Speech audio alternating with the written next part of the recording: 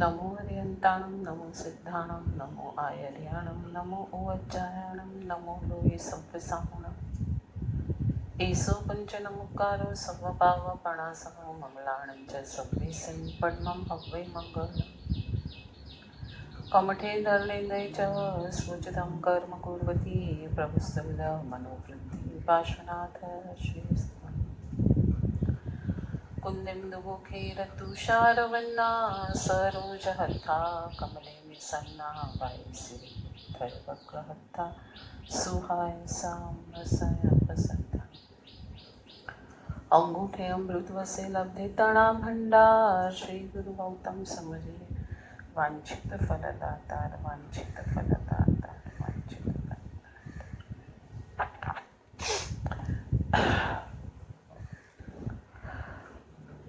મોપાંધાય યશુ વિજય મહારાજ સાહેબ રચિત સમાધિ શતક ગ્રંથ અને તેના ઉપર પરમ પૂજ્ય ભક્તિ યોગાચાર્ય યશુ વિજય મહારાજ સાહેબના વિવેચનના સ્વાધ્યાયનો આજનો આપણો 56મો દિવસ છે. 56મો ડે છે. આપણે 56 ડેમાં આપણે એન્ટ્રી કરી છે આજે.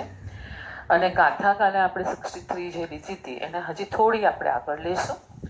પાછી આજે આપણે થોડી 63 ગાથા વાંચી અને આગળ જઈએ છીએ.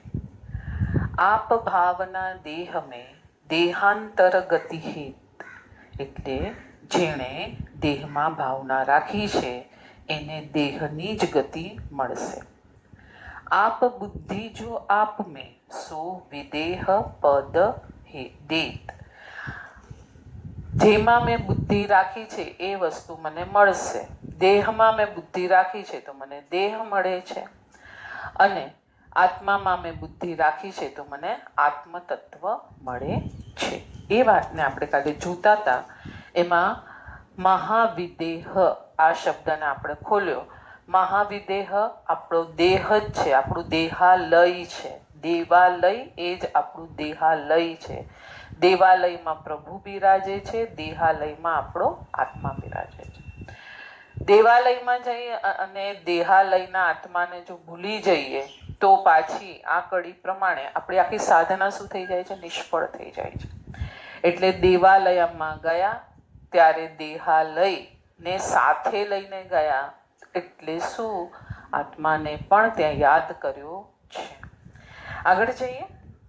કાલે બહુ સરસ લીધું હતું કે પાછી એ કડી જરા વાંચું છું કે વિજય નામ મહાવિદેહ હોય, વિજય નામનો પ્રદેશ હોય, એમાં પુનરેગિણી નામની નગરી હોય અને ત્યાં પ્રભુ સિમંદર બિરાજે છે. વિજય એ શુદ્ધ ચેતના છે, નગરી એ મારી ભક્તિ છે, અને ત્યાં મારો સાહિબો એટલે મારો આત્મા સુખ સમાધિમાં બિરાજમાન છે. આગળ જઈએ. મહાવિદેહ દેહાધ્યાસથી અત્યંત ઉપર ઉઠેલી ઘટના. 300 વર્ષ પહેલા એક મહાત્મા થયા, મણિ ઉદ્યોતજી. પીઠમાં પાઠું થયેલું, જીવડાઓ માંસને કોરી રહ્યા હોય, દિવસ અને રાત. કેવી વેદના હોય, કલ્પના કરતા પણ ધ્રુજી જવાય. પણ તેઓ તો પોતાની સાધનામાં ઓતપ્રોત, રાત દિવસ સ્વાધ્યાય અને ધ્યાનમાં લીન. એક વખત એમની સાધના જોઈને એક દેવ પ્રભાવિત થયા. તેમની પાસે આવ્યા. વિનવે છે, હું તમારા આ દર્દને દૂર કરી દઉં, તમે મને રજા આપો.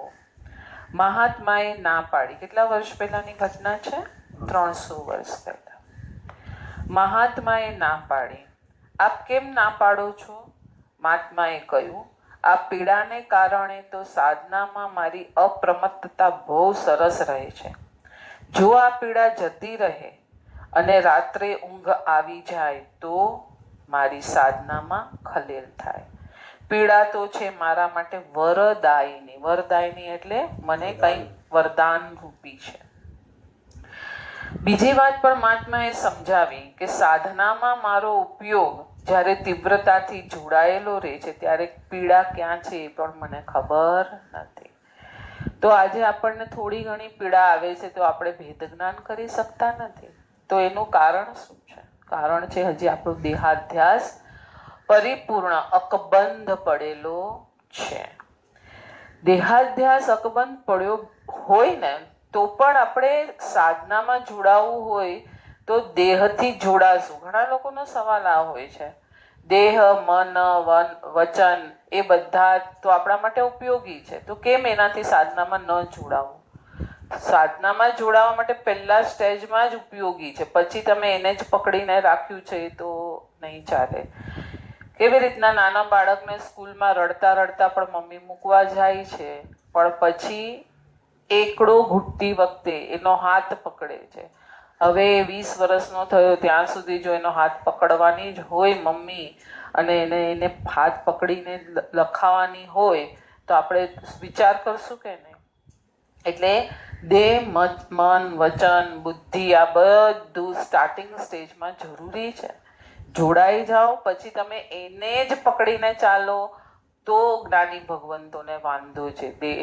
સ્ટાર્ટિંગના સ્ટેજમાં કોઈ જ્ઞાની ભગવંતોને પણ વાંધો નથી. એક હિન્દુ સંતને આવી જ રીતે પીઠના પાઠામાં કીડા પડેલા. એકવાર એક જીવડું નીચે પડી ગયું. એને પ્રેમથી હાથમાં ઉચકીને એ સંતે કહ્યું, તુજે તો પ્રભુને યહાં ભેજા હૈ ના, પડા રહે વહાં और मेरे मांस की मिजबानी उड़ाओ. પ્રેમથી એ કીડાને સંતે પાછું એના પાઠામાં મૂકી દીધું. કેટલી આપણામાં શાંતિનાથ ભગવાનનો જે પૂર્વભાવ છે એમાં પણ આ જ વસ્તુ આવે છે.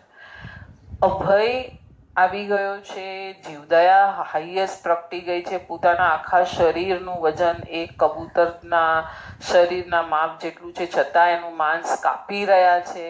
કેટલું અંદરથી ઉગી આવ્યું હશે, કેટલી અંદરથી નિર્ભયતા, અભયતા અને ભેદ જ્ઞાન. મેન તો અહીંયા ભેદ જ્ઞાન લઈશ.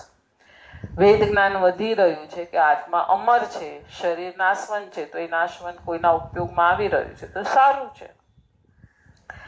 મહાવિદેહ, દેહાધ્યાસથી અત્યંત દૂરી. આ માટે સાધકોએ કેવા ભિન્ન ભિન્ન ઉપાયો શોધેલા હોય છે, આપણે તો જાણીને પણ આશ્ચર્યચકિત બની જઈએ. એવા ઉપાયોના અમલીકરણનો વિચાર આપણી ભીતર ઘેરો પણ બને. આપણે બી વિચારીએ કે ના, આવા સાધકોના એક્ઝામ્પલ નહીં, રિયાલિટી એટલે આપણને જ્યારે સાંભળવા મળે ત્યારે આપણે આપણા જીવનમાં કંઈક પ્રણ ધારણ કરીએ કે નહીં? તમને ધારો કે કોઈ ભાઈએ કે કોઈ બી એક સંસારિક એક્ઝામ્પલ લે છે, કોઈએ આમ કરી અને આ અચીવ કર્યું અને તમને હવે એ વસ્તુમાં રુચિ છે, તો તમે એમાંથી શું લેશો? તમે લેશો ને એમાંથી કંઈક તો બોધ લેશો ને. હા, એણે આમ કર્યું હતું ને તો એને અહીંયા આ સક્સેસ મળ્યું, એણે આવી રીતના કર્યું ને તો આ સક્સેસ મળ્યું. બરાબર? તો આપણે એને ગ્રહણ કરશું. ચલો, હું હવે આ પગલે આ રીતે ચાલુ. હવે સાધનામાં ભેદ જ્ઞાનને તીવ્ર કરવાનું છે, અંદરની મજાને માણવી છે. એ જે સાધકોએ નક્કી કર્યું છે એ સાધકો શું કરશે હવે? આવા એક્ઝામ્પલોમાંથી કાઢશે કે મારું ખરેખર ભેદ જ્ઞાન ચાલી રહ્યું છે, અભેદતા મને વર્તાઈ રહી છે, દેહ અને આત્મા ભિન્ન છે, હું માણી રહ્યો છું કે નથી માણી રહ્યો. નહીતર મારી સાધના મને મોક્ષ માર્ગમાં એન્ટ્રી અપાવતી નથી. તો એમાંથી કોઈક એની કક્ષા પ્રમાણે એની જેટલી સહન કરવાની શક્તિ હશે એ પ્રમાણે તો એ લેશે ને, એમાંથી કંઈક કાઢશે ને એમાંથી. અને એમાં કોઈને કહેવા માટે કંઈ જ નથી, આપણે આપણી સાધના કરવા માટે જ છે. તમે ગરમી સહન નથી કરી શકતા તો તમે અડધી કલાક ગરમી સહન કરી અને પછી પંખો ચાલુ કરો છો, તો ત્યાં એ તમારી સાધના થઈ. શેની સાધના થઈ? કે આજે કેટલા બધા મુનિવરો ઉપાશ્રયમાં પંખા વગર મજા માણી રહ્યા છે પોતાના અંદરની, તો હું કેમ ન માણું? તો તમારે અંદરની મજા માણવા માટે એકેન્દ્રિય જીવોને બચાવ. હવે એ બધું કક્ષા એકેન્દ્રિય જીવો બચાવવાના આ તે એ બધી કક્ષા કઈ આવી? તમને શું લાગે છે? બાળ એટલે એ તો જૈન દર્શનમાં જે જન્મ લીધો છે તો ગળથુથીમાં છે, એટલે તો એને જૈન દર્શનમાં જૈણાપાળ, અહિંસા, વ્રત આ તો એને કઈને સમજાવવાનું ન હોય, એ તો એને ઇનબિલ્ટ જ હોય કે ભાઈ હું પંખો ચાલુ કરીશ એટલે તે ઇન્દ્રિય તેવું કાંઈ અને વાવુકાઈના જીવોની હત્યા થશે જ, એ તો એને ખબર જ છે, એને નથી શીખવાડવાનું. ત્યાં એને ભેદ જ્ઞાનની પ્રક્રિયા શીખવાડવાની છે કે જે દેહને ગરમી લાગે છે એ તું નથી, જે જાણી રહ્યો છે એ આત્મા એ તું છે.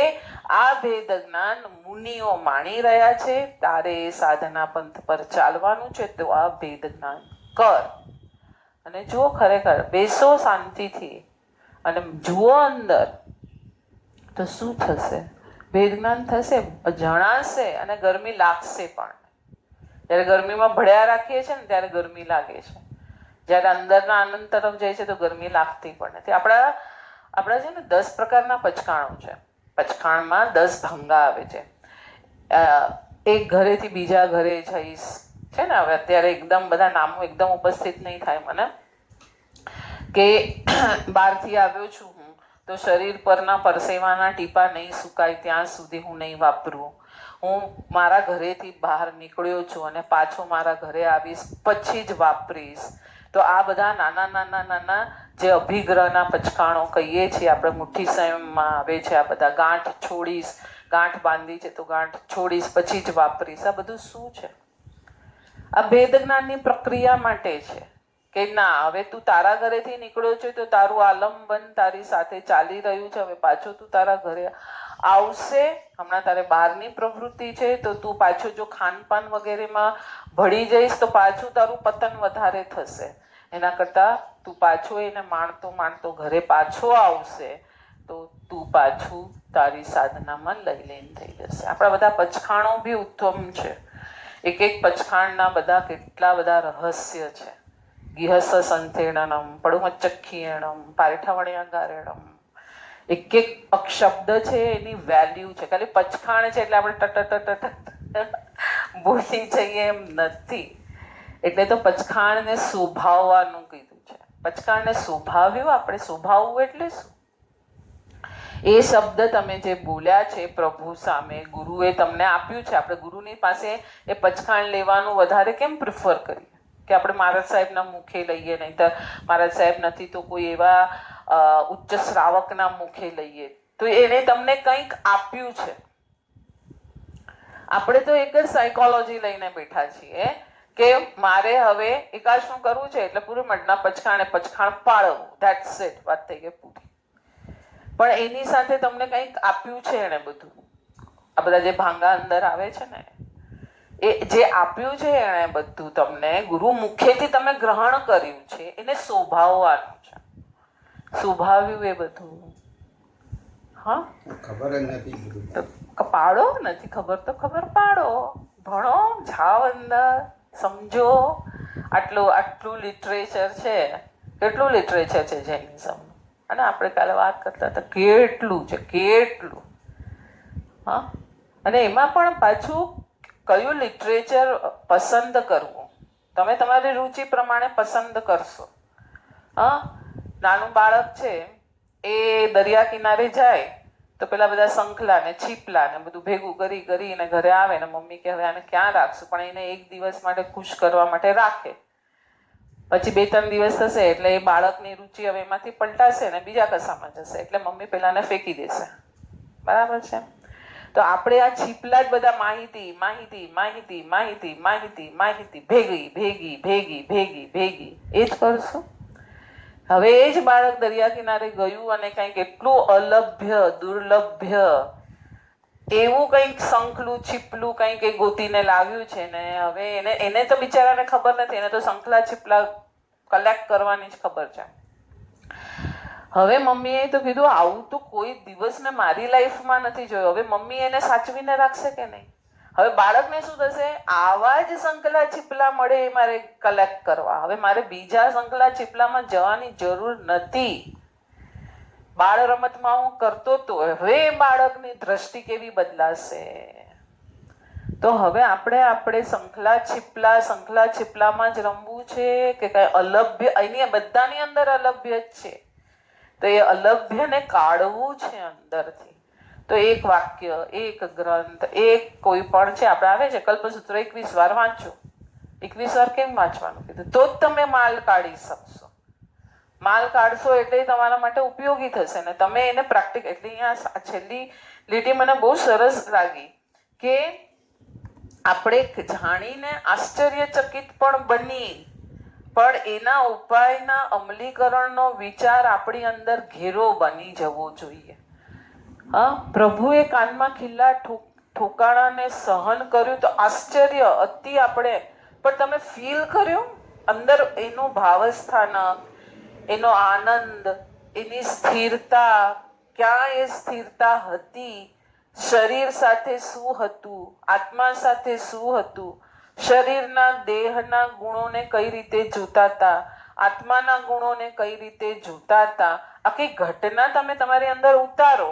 તમને ફીલ થવું જોઈએ, આપણને ફીલ થવું જોઈએ અંદર કાનમાં કોઈ ખીલ્લા ઠોકી રહ્યું છે અને ત્યાં ભેદ જ્ઞાન વર્તાવવું જોઈએ. આવું ફીલ કરવા માટે 21 વાર આ કલ્પસૂત્ર વગેરે ઉત્તમ ગ્રંથો, એટલે કોઈ બી ગ્રંથ આપણામાં કોઈ પણ એક્સ વાય કે ઝેડ, આપણે બી આ ગ્રંથ હમણાં લીધો છે, હમણાં આપણે આવી રીતના શાંતિથી જ જઈ રહ્યા છે, આપણે કોઈ ઉતાવળ નથી. પૂરું કરવું છે, આપણે પૂરું કરવું છે. હા, બાળક થાળી પીરસી છે, એને ક્લાસીસમાં જવું છે અને મોડું થાય છે અને મમ્મીને એને ડર છે કે આ થાળી તો મારે પૂરી કરવી જ પડશે, તો એ કેવી રીતના ખાશે? ધડાધડ. એને ડાયજેસ્ટ થશે, એમાંથી લોહી વગેરે બનશે, પ્રોપર ઇનડાઇજેશન થશે, કોન્સ્ટિપેશન થઈ જશે, ઝાડા થઈ જશે, કાંઈક તો થશે જ, ઊંધું જ થશે. ચાવીને માણીને એક કોળિયો ડોક્ટર બી કે છે ને આટલી વાર ચાવો તો એ તમને હેલ્પફુલ થાય છે શરીરને. તો જ્ઞાનીઓના આવા રહસ્ય ભરા શબ્દો આપણે કેટલા ચાવવા જોઈએ, એક જ ગ્રંથ કેટલી વાર વાગોળવું જોઈએ, એક જ ગ્રંથને કેટલી વાર સમજશું ત્યારે અંદરથી બધું નીકળશે અને એને અપ્લાય કરવાનું મન થશે. એ તો શું થશે? બહુ સરસ, હા તું હા વાંચેમાં બહુ ફાઇન છે, તું આ કરજે આમાં બહુ ફાઇન છે, આમાં બહુ બધું જાણવા જેવું છે. જાણવા માટે ગ્રંથો ભણવાના છે. પ્રભુએ જાણવા માટે ગ્રંથોની સ્થાપના કરી છે, આગમોની રચના કરી છે. ચાલો આગળ જઈએ. એક સંત, એમની પાસે એક જોડી હતી જેને તેઓ કાયમ સાથે રાખે.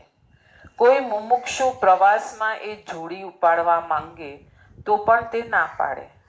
પોતે બેઠેલ હોય ત્યારે પણ તેમની જોડે જ એ જોડી પડેલી હોય, એટલે એ જોડી હંમેશા પોતાની સાથે ને સાથે જ રાખે, ક્યાંય પણ એ જોડીથી પોતાની જાતને અળગી કરે નહીં. એકવાર તેઓ બહાર ગયેલા સ્નાનાદિ માટે અને જોડી સ્નાન વગેરે કરવા બહાર ગયેલા. જોડી એમના આસનની પાસે પડી હતી. એક મહેમાન વંદન માટે આવ્યા. એને કુતૂહલ હતું કે ગુરુ આ જોડીમાં રાખે છે શું? આપણે બધા કુતૂહલ પ્રિય માણસ, એને તો એમ કે કઈ ખજાનો હશે.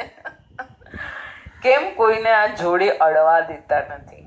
એને જોડી ખોલીને સ્તબ્ધ થઈ ગયો. એમાં હતી માણસની ખોપડી. એ જોતો હતો ત્યાં સંત આવી ગયા. પેલાએ ક્ષમા માંગી, ગુરુદેવ આપની આજ્ઞા વિના મેં જોડી ખોલી છે. ગુરુ હસ્યા, કાંઈ વાંધો નથી. હવે પેલા ભાઈએ પૂછ્યું, પણ કેમ ગુરુ હસ્યા ને ખીજાયા નહીં કે આમ રોષ ન કર્યો?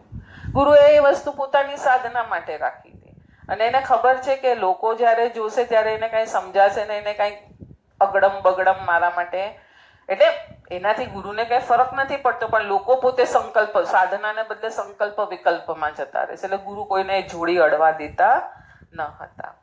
સંતે કહ્યું એકવાર, હા પેલા ભાઈએ પૂછ્યું માણસની ખોપરી આપણે કેમ રાખી? સંતે કહ્યું એકવાર હું સ્મશાનમાંથી પસાર થઈ રહ્યો હતો, ત્યાં આ ખોપડીને મેં જોતા મને થયું આ શરીરની પણ દશા આખરે તો આવી જ થવાની છે ને, તો પછી આ શરીરનું કોઈ સન્માન કરે, અપમાન કરે તો શું ફરક પડે? પણ આ વાત મારે મારા મનમાં સતત ઘૂમડતી રાખવી હતી. બધું થાય છે તો અહીંયા જ ને આપણે કહીએ છીએ ને, એ વાતને મારે ઘૂમડતી રાખવી હતી. એ માટે આ ખોપડીને, કોઈ અનામી માનવીની આ ખોપડીને હું મારી જોડે રાખું છું કે જરાક અહંકાર અંદર ઉત્પન્ન થયો એટલે પાછું એને જોઈ લઉં કે તારી આ જ દશા થવાની છે. તે ઘણા બધા પ્લાનિંગ પ્લોટિંગ બધું કર્યું મસ્તકમાં, પણ કાંઈ તારું ચાલ્યું નથી.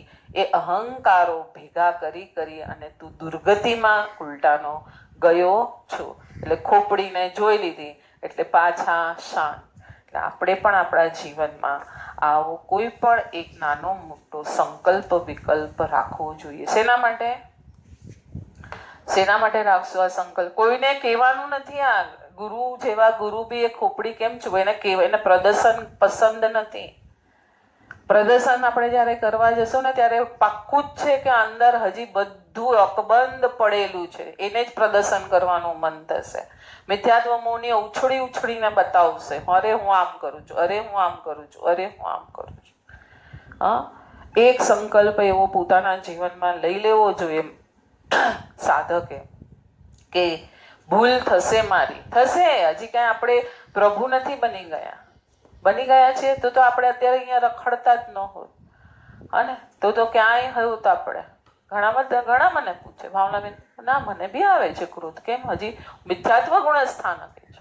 આ તો જ્ઞાનાવર્ણ્યનો ક્ષયોપશમ ચાલી રહ્યો છે અને એમાં પ્રેક્ટિસ કરી રહી છું કે મિથ્યાત્વ તૂટે એના માટેની પ્રેક્ટિસ ચાલે છે. સમજી છું આટલું તો એમ થાય છે કે આ માહિતી જ્ઞાન પેલા હતું, મને પણ હતું માહિતી જ્ઞાન કે નહીં આટલું આવડ્યું, આ મેં કર્યું, આ બધું મેં કર્યું. હવે એમાં કોઈ ઇન્ટરેસ્ટ નથી. હવે એમ થાય છે કે આને અંદર ઉતારો, આને અંદર વાગોળો અને એને લગતા ગ્રંથમાં હજી મને અભ્યાસ કરવાની ઈચ્છા કેમ થાય છે ઘણી વાર કે એમાંથી કંઈક મને ઇન્ફોર્મેશન નહીં, મને મારી સાધના માટેની ઇન્ફોર્મેશન કાંઈ મળે. એના માટે આપણે આગળના ગ્રંથ 14 પૂર્વ ભણે જ છે, સમ્યક દ્રષ્ટિ નથી ભણતા. શેના માટે? એના રહસ્ય પણ છે કે શા માટે 14 પૂર્વ. સમ્યક દર્શન થઈ ગયું છે, શાહિક સંકિતના ધણી છે, 1-2 ભવમાં મોક્ષે જનારા છે, છતાં બી 14 પૂર્વનો અભ્યાસ કરે છે. ચાલુ જ હોય છે, ભણે છે, ભણાવે છે. સ્વાધ્યાય સ્વના કલ્યાણ માટે છે. પરને તો એમાંથી જેટલો ફાયદો એ પોતે પરિણમન કરશે એટલું થશે, બાકી આપણો તો ફાયદો જ છે. એટલે આપણે આપણા જીવનમાં એક સાધના એવી લઈ લેવી જોઈએ કે જે આપણને હર સમયે માતા જેમ હર સમયે નાના બાળકનું લાલન પાલન કરે ને ટપારે, ના બેટા આ નથી કરવાનું, ના બેટા આ નથી કરવાનું, એમ પેલી એક સાધના આપણને હર સમયે ટપાર્યા રાખે. આ તારો માર્ગ નથી, તારે જો સાચા માર્ગે જવું છે તો તારે આ કરવાનું નથી. વિજય છે શુદ્ધ મુજ ચેતના. આગળ જઈએ, પાછી એ જ ગાથા લીધી છે, ગાથાને પકડી લીધી છે. વિજય નામનો પ્રદેશ છે, નૈશ્ચૈક રૂપે શુદ્ધ ચેતના, રાગ દ્વેષથી કર્મોથી લિપ્ત નથી. આ બહુ ઇમ્પોર્ટન્ટ પોઈન્ટ આવ્યો. આપણે આપણા આત્માને કેવો માનીએ છીએ?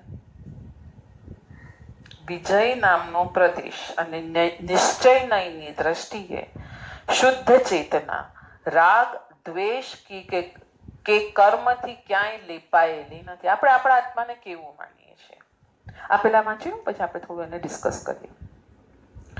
એ આનંદમયી ચેતના છે. સાધક જ્યારે આ રીતે સ્વપ્રતિષ્ઠિત બને, જો પહેલો પોઈન્ટ આવ્યો વિજય નામનો પ્રદેશ છે, બીજો પોઈન્ટ આવ્યો શુદ્ધ ચેતના રાગ દ્વેષ અને કર્મથી લેપાયેલી નથી, ત્રીજો પોઈન્ટ આવ્યો એમાંથી હર સમયે આનંદ નીતરી રહ્યો છે. આ રીતે સ્વપ્રતિષ્ઠિત બનેલો મહાવિદેહના વિજયમાં પ્રદેશમાં પ્રવેશ કરે છે. જવું છે ને આપણે બધાએ મહાવિદેહ જવું છે સિમંદર સ્વામી પાસે. કન્ડિશનો કઈ આવી? તું તને કેવો માને છે? આપણે એના પર વિચાર કરતા હતા. આપણે આપણી જાતને કેવા માનીએ છીએ? આપણી જાત એટલે જૈન કુળ, મનુષ્ય દેહ એ નહીં. આપણે આપણા આત્માને કેવો માનીએ છીએ? કેવો માનીએ છીએ? કર્મથી લેપાયેલો, કર્મના ઉદય વાળો, કર્મ પ્રમાણે આપણે ચાલવું પડે, કર્મ કર્મ કર્મ, મેલો છે ઘેલો છે, એવો જ માનીએ છીએ. ક્યાં માન્યો છે? અનંત શક્તિ વાળો છે, અનંત એની શક્તિ છે, અનંત જ્ઞાન, અનંત દર્શન. અરે ઊંઘમાં પણ મચ્છર આવે છે તો ખબર પડી જાય છે, તો અનંત જ્ઞાન ત્યાં ખુલ્લું છે. તારો દેહ ઊંઘે છે પણ આત્મા તો ત્યાં પણ જાગે છે. આત્માનો મહિમા કઈ દિવસે કર્યો? જ્યાં સુધી આત્માનો મહિમા નહીં કરશું ત્યાં સુધી એ મળવાનું નથી. દેહનો મહિમા કરીએ છીએ એટલે તો આ ગાથાએ કીધું કે દેહનો મહિમા કરીએ છીએ તો દેહ મળશે, આત્માનો મહિમા કરશું તો આત્મા મળશે. એકદમ સિમ્પલ ડેફિનેશન છે, આમાં કોઈ વસ્તુ અઘરી નથી. અને અનાદિ ભવથી આપણે આ જ કર્યું છે. અન્ય બધા દર્શનોએ બી આપણને આ જ શીખવાડ્યું છે. અન્ય દર્શનોમાં બી બધા શ્લોકો આ છે. હા, દેહથી અતીત અવસ્થા ગીતા બી બતાવે છે. કોઈ પણ બુક ઉપાડો, પણ હવે એનું જે ટ્રાન્સલેશન, આપણે કેમ ગુજરાતી થયું, પ્રાકૃતમાંથી સંસ્કૃત થયું, ગુજરાતી થયું, ઇંગ્લિશ થયું, હજી ડાયલ્યુટ કરી કરી કરી કરી અને પછી બધી એક્ઝામના માળખામાં રાખી અને બધા ગ્રંથોને આપણે શું કરી કાઢ્યા? જે એનો અંદરનો એસન્સ છે એ માણવા જ નથી મળતું હવે. એટલે આર્ય સંસ્કૃતિનું જે પણ ગ્રંથ હોય એ દેહની ક્રિયા બતાવે જ નહીં, એ આત્માની જ ક્રિયા બતાવે. એટલે નિશ્ચયથી તો આત્મા શુદ્ધ બુદ્ધ છે, સંયોગ સંબંધથી અને કર્મ આવીને બેઠા છે. બાકી નિશ્ચયથી તો આત્મા એકદમ કેવો છે? બળવાન છે. જે એને જે કરવું હોય એ કરી શકે એટલી સક્ષમતા છે. આ જ્યારે ઉઠશે ને ત્યારે જ પેલા કર્મ પાંગડા પડશે. હા, ગુંડા 5-6 તમને ઘેરી વળ્યા છે, તમે જેટલા ડરતા જશો તો પેલા ગુંડાઓ તમારા પર હાવી થતા જશે. તમે સક્ષમ થઈ જશો ત્યારે પેલાને થશે કે હવે મારું કઈ ચાલવાનું નથી. અને કર્મ તો આમ પણ પૂતગલની દુનિયા છે. પૂતગલ તો આમ પણ જડ કીધું, અચેતન કીધું, તારું કાંઈ બગાડી શકે એવી શક્તિ વગરનું છે. સડન ગળન પડ. આપણને આખું અજીવ તત્વ જ્યારે ભણાવવામાં આવે છે ને, તત્વાર્થમાં આવે છે, નવતત્વમાં આવે છે, હા, તો અજીવ તત્વને પહેલી જ ડેફિનેશન આવે છે જેનામાં ચેતના ગુણ નથી, જેનામાં સડન પડન સતત ચાલ્યા રાખે છે. એક સમય જેમ જ્ઞાન વગર આત્મા અટકતો નથી, એમ પૂતગલ સડન પડન વગર અટકતું નથી.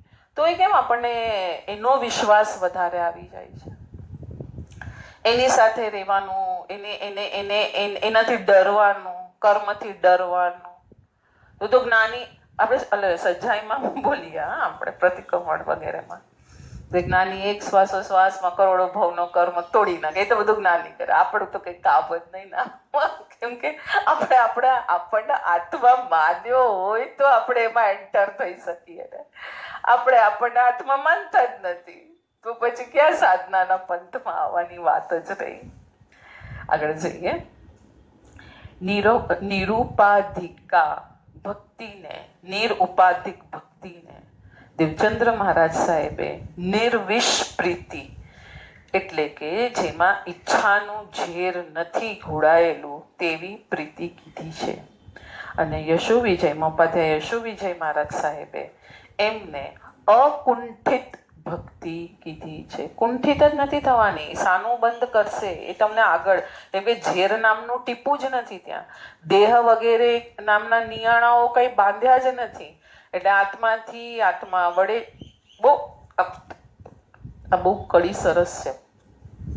આપણે કારક લગાડીએ ને કોનાથી, હવે આ બધું ઇંગ્લિશમાં તો કન્વર્ટ કરું મને નથી છે ખબર, પણ આપણે અત્યારે એમાં નથી જતા.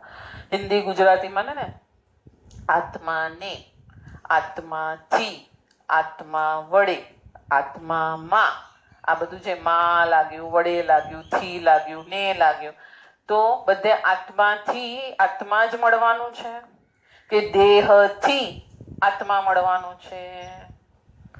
નથી ને. અને હવે આને આપણે સંસારી એક્ઝામ્પલથી સમજીએ. એપલથી, એપલ વડે, એપલે મારું પેટ ભર્યું. હા, બરાબર. તો એપલનું જ બધું કાર્ય થયું ને. કે બીજા કશાનું કાર્ય એપલે કર્યું? નહીં કર્યું. તો એમ આત્માનું કાર્ય આત્મા જ કરશે, બીજું કોઈ કરી જ નહીં શકે. એ બધા કારક જે લગાડીને આપણને સમજાવવામાં આવે છે એ અહીંયા સરસ લીધા કે એમાં કોઈ ઝેર નથી, ઈચ્છાઓ નામનો, એટલે કે નિયાણાઓના નામનો.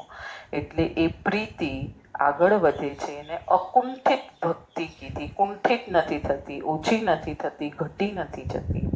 આ ભક્તિ એટલે ભક્તિ માટેની ભક્તિ.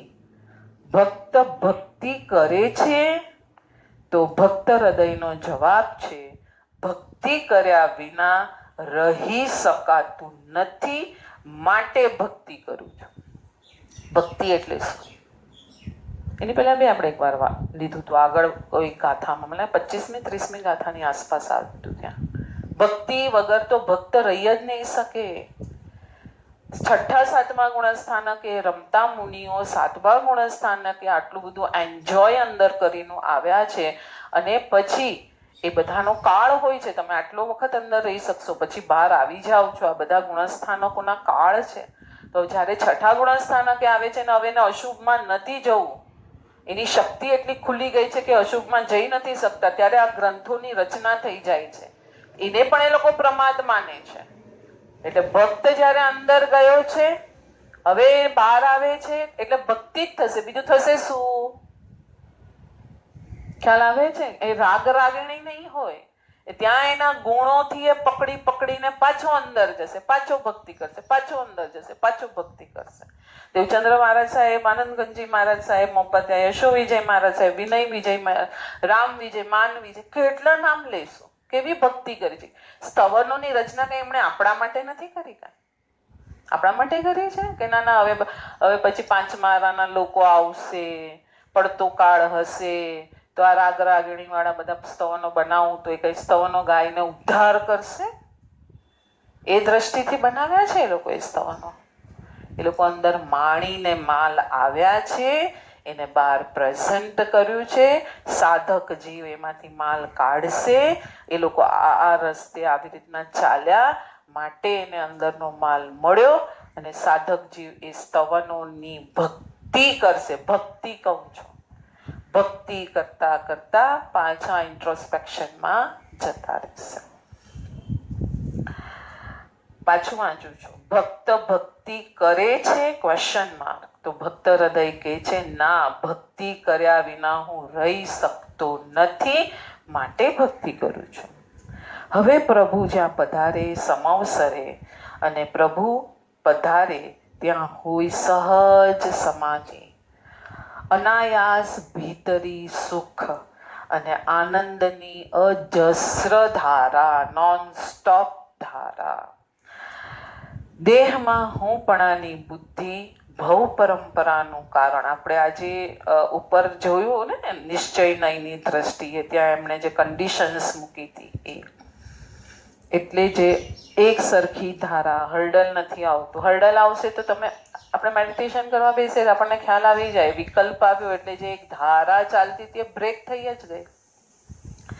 દેહમાં હુંપણાની બુદ્ધિ ભવ પરંપરાનું કારણ બને છે, પણ આત્મામાં જો હુંપણાની બુદ્ધિ થાય તો મોક્ષ મળી જાય છે. હુંપણું તો કરવાની ના જ નથી પાડી પ્રભુએ. આ તું તારે કરવું પડો, પણ ક્યાં કરવાનું છે એ પેલા નક્કી કર. પ્રશસ્ત રાગ, અપ્રશસ્ત રાગ, આ બધા જે છે એને આપણે સમજવા પડશે. 63મી ગાથા પૂરી થઈ છે. 64મી ગાથા આપણે કાલે સ્વાધ્યાયમાં લઈશું. બધા સાધકો સાતામાં હશે, બધાની સાધના સારી ચાલતી હશે.